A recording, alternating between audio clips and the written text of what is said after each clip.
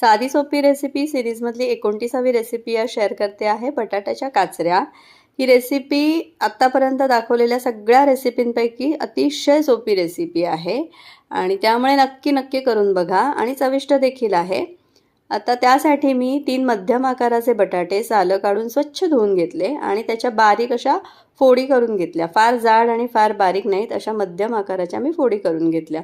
आता कढईमध्ये फोडणीसाठी तेल घेतलं आहे आणि हो, बटाट्याच्या फोडी मी पाण्यामध्ये भिजत घातल्या, नाहीतर बटाटा लाल पडतो।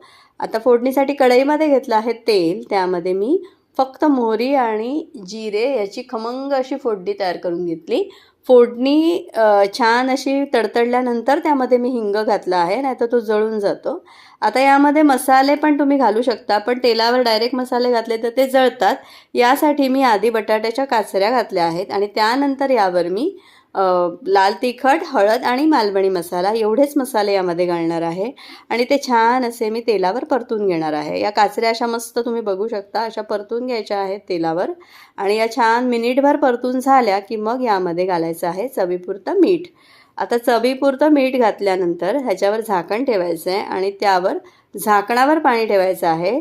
भाजीमध्ये अजिबात पाण्याचा वापर करायचा नाही आहे आणि फक्त वाफेवर ही भाजी शिजवायची आहे। ही अशा प्रकारे जर भाजी करून बघितलीत ना, अतिशय चविष्ट लागते आणि छान होते ही भाजी। आता झाकण ठेवल्यानंतर एक 5 ते 7 मिनिटांनंतर चेक करून बघायचं आहे, नाहीतर भाजी खाली लागू शकते।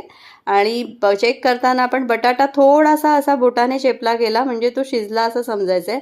फार जास्त शिजवला तर अगदीच त्याचा गाळ होऊन जातो आणि त्यासाठी एकदा चेक करून जरासा शिजला की झाकण ठेवायचं आहे, गॅस बंद करायचा आणि त्याच वाफेवर ही भाजी शिजवायची आहे। सोपी रेसिपी आहे, चविष्ट आहे, नक्की करून बघा। आवडली तर चॅनलला लाईक करा, शेअर करा, सबस्क्राईब करा। थँक्यू।